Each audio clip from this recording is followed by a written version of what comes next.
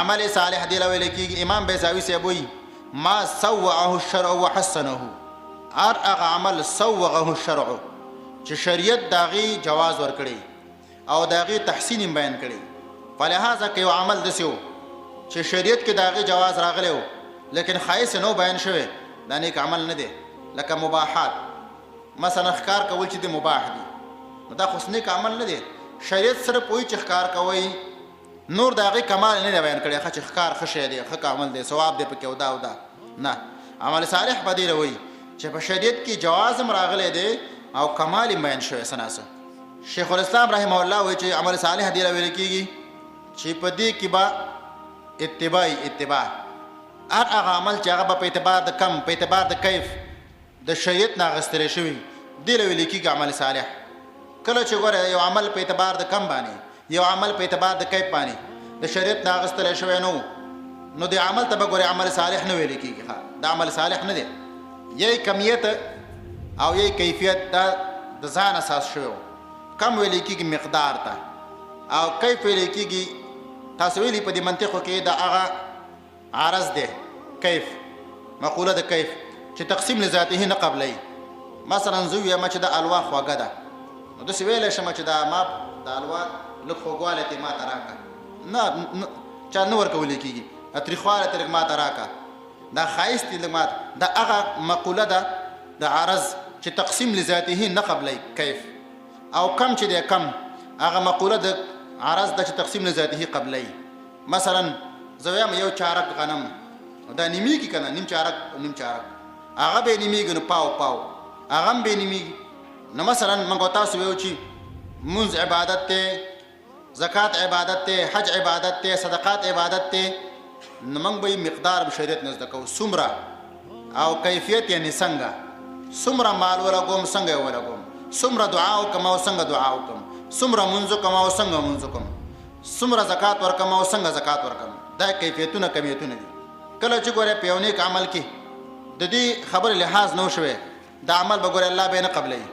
دې وجه نه ګورې چې کله نیک عمل قبلیږي، اول په دې کې اخلاص ضرور دی. اخلاص. دویمه په دې نیک عمل کې صدق ضروري.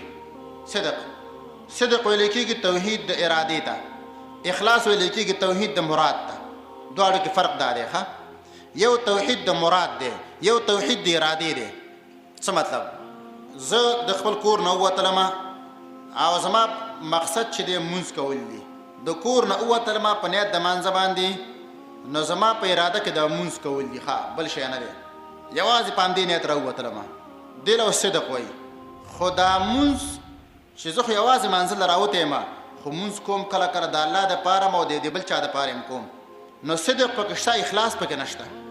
صدق ویل کېږي توحید د ارادې ته، اخلاص ویل کېږي توحید د مراد ته. دریم په دې کې اتباع د سنت ضرور ده، اتباع د سنت.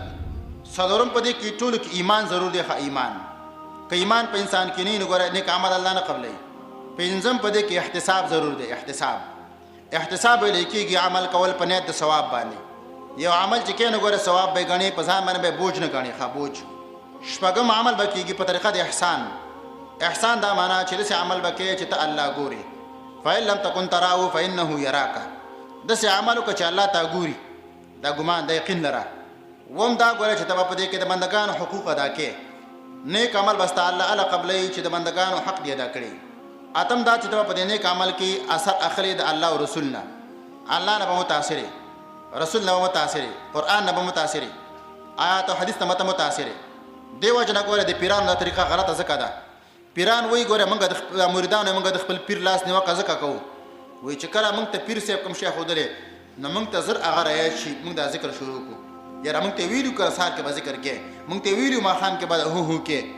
نو ګوره دوی په دې کې اثر اخلي د خپل پیر صاحب نه، او مؤمن به په دې نیک عمل کې اثر اخلي د الله او رسول نه، د قرآن نه. نهم دا ګوره ادب به کې د الله سره، بېادبي به نه کې. لسم دا ګوره چې والا برابر به عمل کې. کافر ته کافر ویل، مؤمن ته مؤمن ویل. کافر دشمن ګڼل، مؤمن دوست ګڼل. یو لسم دا چې ګوره محبت به کې د الله سره. کې یو عمل ته کې لیکن الله سره د محبت نشته، کېدای شي عمل دی الله قبول نه کړي. دولسم دا چې الله ته به ځان ذلیله کې، کمزور او ځان معرفي کې. دیارلسم دا ځان به د غټو غټو ګناهونو نه ساتي. څوارلسم دا چې حلال مال بخوري. کله چې کوم انسان حرام خور دی، حرام خوري، داغي اعمال اکثر نه قبليږي. نبی علیہ السلام وایي کنه چې کله کله یو سړی چې مسافري بابر سره اختانی ګډوډي ګردون والی ستړي خاوه یا ربي یا ربي طعامونه حرامي اسکا کې حرامي لباس حرامي بدن په حرام جوړ شوی څنګه به دعا قبول شي؟ نه قبليږي. ځینې علما وایي چې عمل صالح دی لوي لیکيږي چې په دې کې څلور خبرې ضروري ښه څلور علم په دې عمل باندې ضرور دی، نیت په کې صحیح کول ضرور دی، صبر په دې کې ضرور دی، اخلاص په دې کې ضرور دی. څلور خبرې علم به نیت په دې صحیح، صبر بکیا په دې کې او اخلاص نه وکړوالی.